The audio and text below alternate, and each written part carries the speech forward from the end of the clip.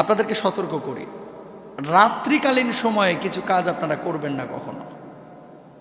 যে কাজগুলো রাত্রিকালীন সময়ে যদি আপনি মুখোমুখি হন, আপনাকে কিছু পরিকল্পনা উদ্যোগ সিদ্ধান্ত গ্রহণ করতে হবে এগুলো থেকে বাঁচার জন্য। ধরে নেন আপনি রাত্রিবেলায় হেঁটে যাচ্ছেন নির্জন এলাকা, ঢাকা সিটির মধ্যে সাধারণত কম হয়, তাও হয়। বারবার মনে হচ্ছে পেছন থেকে কে যেন আমাকে ডাকছে, পেছন থেকে আমাকে কে যেন ডাকছে, অথবা কেউ আমাকে ফলো করছে, আমাকে অনুসরণ করছে, আমার পেছন দিয়ে আমাকে কেউ যেন অনুসরণ করে হেঁটে হেঁটে আসছে, মনে হয় কি হয় না? এরকম যখন হবে আপনি এইভাবে ঘাড় ঘুরিয়ে তাকাবেন না, হয় পুরো শরীরটা নিয়ে তাকাবেন, অথবা আপনি তাকাবেনই না। কারণ এই ধরনের ঘাড় ঘুরিয়ে তাকানোর পরে অনেক মানুষ স্ট্রোক করে। কারণ কি? সে আতঙ্কিত হয়ে যায়, মনে হচ্ছে যে কেউ তাকে থাবা মারলো। এগুলো হচ্ছে বদজিনের আসর। তাহলে ঘাড় ঘুরে তাকাবেন না, হয় পুরো বডি নিয়ে ঘুরবেন এবং আয়াতুল কুরসি পড়বেন, অথবা আপনি পিছনের দিকে তাকাবেনই না। এটা খুব খেয়াল রাখবেন, বিপদে পড়তে না চাইলে। 2 নম্বর, এই শীতকালীন সময় অনেকের জুতার মধ্যে, মসজিদের এই যে বক্সের মধ্যে, বিছানার মধ্যে, কম্বলের নিচে সাপ এসে বসে থাকে, আছে না নাই? গ্রামগঞ্জে যখন বিছানার ওপরে, কম্বলের নিচে অথবা কাঁথা বালিশের নিচে এরকম সাপ দেখবেন, প্রথমে মারবেন না। নবীজির নিষেধাজ্ঞা আছে। কি করবেন? সাপটাকে চলে যেতে বলবেন। যদি সাপটা চলে যায়, চলে গেল। যদি না যায়, তারপর আপনি অ্যাকশানে যাবেন। কারণটা কি? যদি না যায় তাহলে জানতে হবে এই দুষ্ট সাপ, আর যদি চলে যায় তাহলে জেনে নেবেন যে এই সাপটা জিন। কারণ জিনেরা 2টা রূপ খুব পছন্দ করে, একটা হচ্ছে বিড়ালের রূপ আর একটা হচ্ছে সাপের রূপ। কথা বুঝতে পেরেছেন? প্রথমে মারবেন না, সুযোগ করে দিবেন। 3 নাম্বার, আপনি হেঁটে যাচ্ছেন, দেখতে পাচ্ছেন যে একটা সোজা বাঁশ ঝাড়, অথচ বাঁশগুলো কয়েকটা এভাবে হেলে আপনার দিকে আছে। অথবা দিনের বেলায় দেখছেন যে সোজা গাছ, রাত্রিবেলা আসতেছেন একটা ডাল আপনার দিকে এভাবে ঝুলে পড়ে আছে, কোনো কারণ নাই, ঝড় নাই, বৃষ্টি নাই। এরকম যদি দেখেন, খবরদার, আপনাদের কাছে রিকোয়েস্ট, ওই ঝাড় অথবা গাছের ডালার নিচ দিয়ে আপনারা যাবেন না। কারণটা কি? এখানে ভালো জিনের আসরও থাকে, বদজিনেরও আসর থাকে।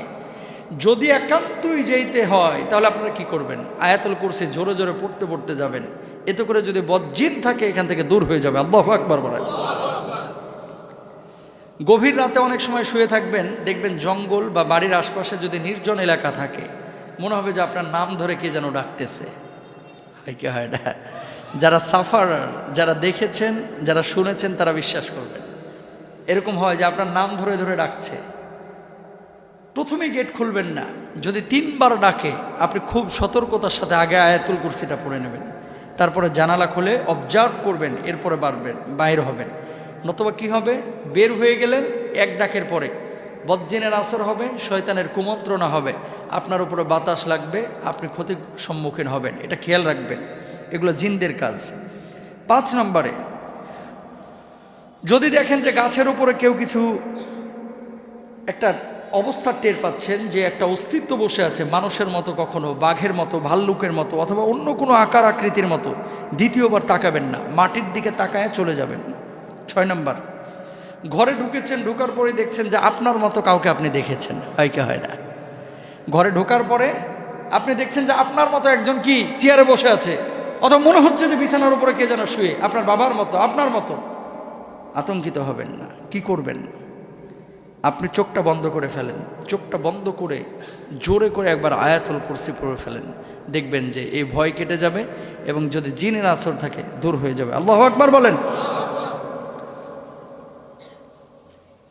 রাতে বাম কাত হয়ে ঘুমাবেন না, ডান কাত হয়ে ঘুমাবেন। অনেকে দেখবেন চিত হয়ে ঘুমায়, বুকটা নিচে, নিতম্ব উপরে, আছে না নাই? যত আপনি চিত হয়ে ঘুমাইবেন, বদজিনের আসর তত আপনার উপরে বেশি আসবে। কারণটা কি? এই সূরতটা, এটা একটা মানে নেকেড চরিত্রের সূরত, ঠিক কিনা?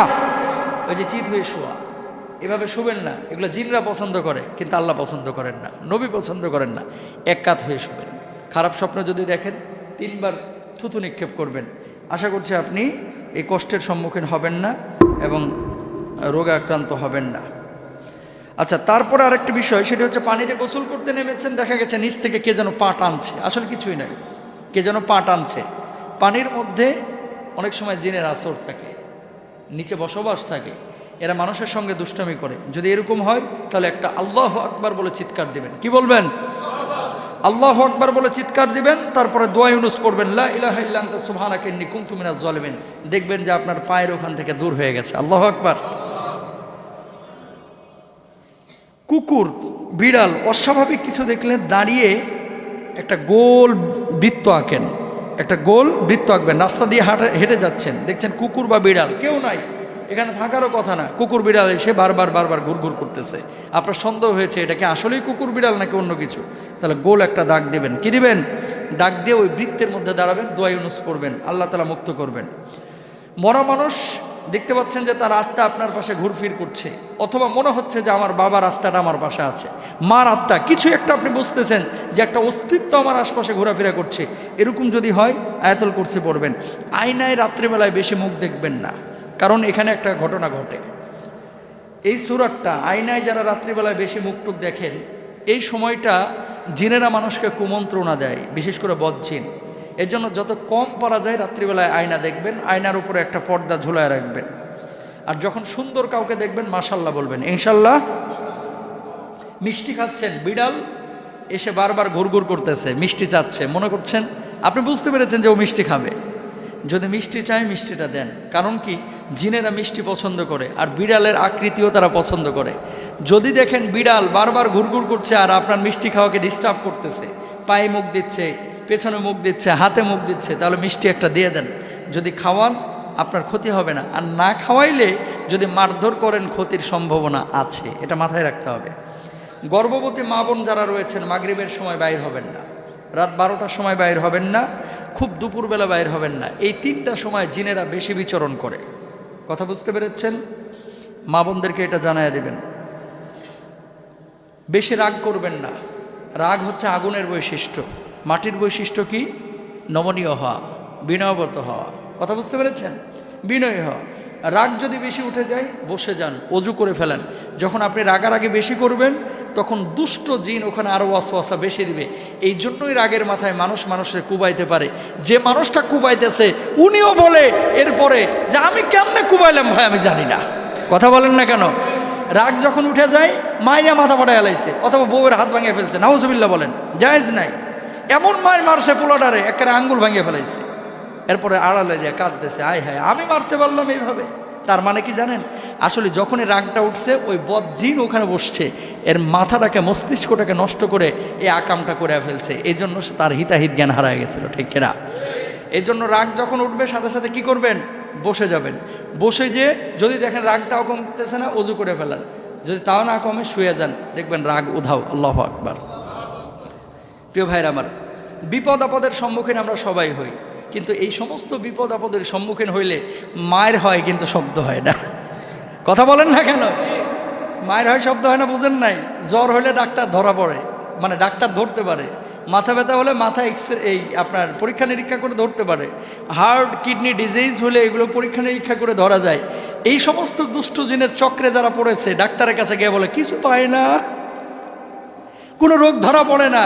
কিন্তু যার ভেতরে আক্রান্ত হয়েছে বা যার ভেতরে ইফেক্ট করেছে সেই জানে এগুলোর জ্বালা কত। কথা বুঝতে পেরেছেন? এই জন্য এগুলো হচ্ছে কোরআনের চিকিৎসা। আপনারা এগুলো মানার চেষ্টা করবেন। আল্লাহ কবুল করুন, বলুন আমিন। এই যুবক যারা আপনারা আজকে আছেন, আপনাদেরকে একটা কথা, এই যে সুন্দর সুন্দর জিনিসগুলো আপনাদের সামনে বলতেছি, কোথা থেকে বলতেছি? কোরআন হাদিস থেকে বলতেছি, নবীজির কথা থেকে আমরা কোট করছি। কথাগুলো সুন্দর না? এই কথাগুলো যদি আপনারা মানেন, লাভকে আমার আছে নাকি আপনার আছে? আপনাদের লাভ আছে, আর আমি সবটা পাবো কি আপনি যদি সৎ কাজ করেন। Rose TV 24. Enjoy by listening to the Holy Quran.